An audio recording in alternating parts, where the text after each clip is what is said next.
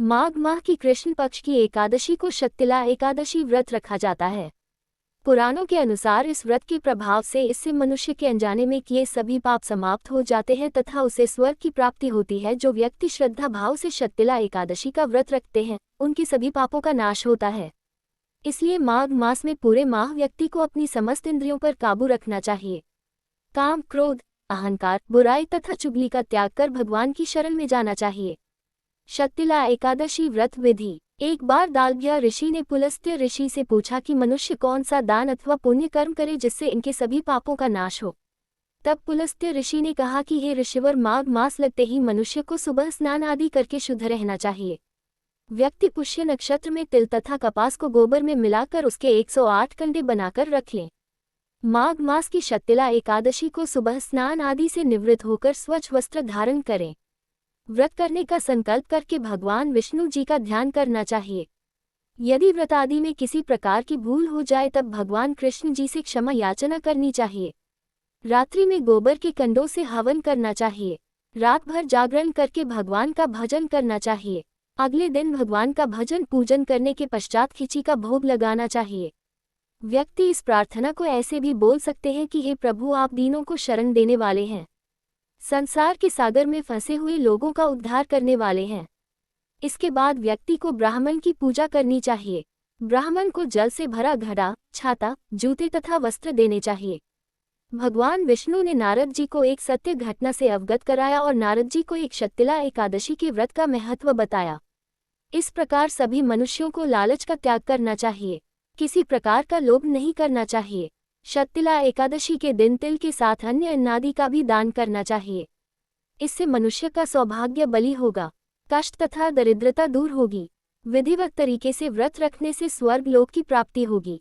स्थानीय परंपरा के अनुसार कहीं कहीं प्रातःकाल और कहीं सायंकाल में शक्तिला एकादशी का पूजन होता है। अतः इस व्रत की पूजा का समय आप अपनी परंपरा के अनुसार ही चुनें। सनातन धर्म में माघ माह को नरक से मुक्ति और मोक्ष दिलाने वाला माना जाता है। इसी माह में पड़ने वाली शक्तिला एकादशी इस बात को बताती है कि धन आदि की तुलना में अन्नदान सबसे बड़ा दान है।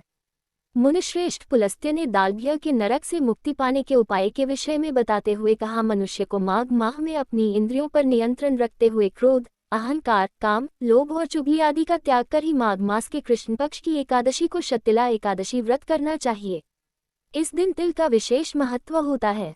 पद्म पुराण के अनुसार इस दिन उपवास करके तिलों से ही स्नान, दान, तर्पण और पूजा की जाती है। तिल के कई प्रकार के उपयोग के कारण ही इस व्रत को शक्तिला एकादशी कहते हैं। कैसे करें पूजा? पूरे वर्ष में पड़ने वाली अन्य 24 एकादशी से शक्तिला एकादशी की पूजा थोड़ा भिन्न होती है। इसकी पूजा के लिए एक दिन पूर्व माघ माह कृष्ण पक्ष की दशमी को भगवान विष्णु का स्मरण करते हुए गोबर में तिल मिलाकर 108 उपले बनाने चाहिए। इसके बाद दशमी के दिन मात्र एक समय भोजन करना चाहिए और भगवान का स्मरण करना चाहिए। इसके पश्चात अगले दिन शक्तिला एकादशी के दिन भगवान विष्णु की पूजा करनी चाहिए। पद्म पुराण के अनुसार इस दिन चंदन, अर्घजा, कपूर, नैवेद्य आदि से भगवान विष्णु का पूजन किया जाना चाहिए।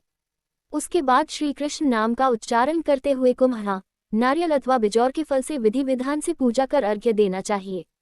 सायंकाल ऐसे करें पूजा। शक्तिला एकादशी की रात को भगवान का भजन कीर्तन करना चाहिए। साथ ही रात्रि को 108 बार ओम नमो भगवते वासुदेवाय मंत्र का जाप करते हुए उपलों को हवन में डालते हुए स्वाहा करना चाहिए। पूजा के बाद घड़ा, छाता, जूता, तिल से भरा बर्तन व वस्त्र दान करना चाहिए। यदि संभव हो तो काली गाय का दान भी करना उत्तम होता है। तिल से स्नान, उपटन, होम, तिल का दान, तिल को भोजन व पानी में मिलाकर ग्रहण करना चाहिए। इस व्रत में तिल के महत्व को इस श्लोक से समझा जा सकता है।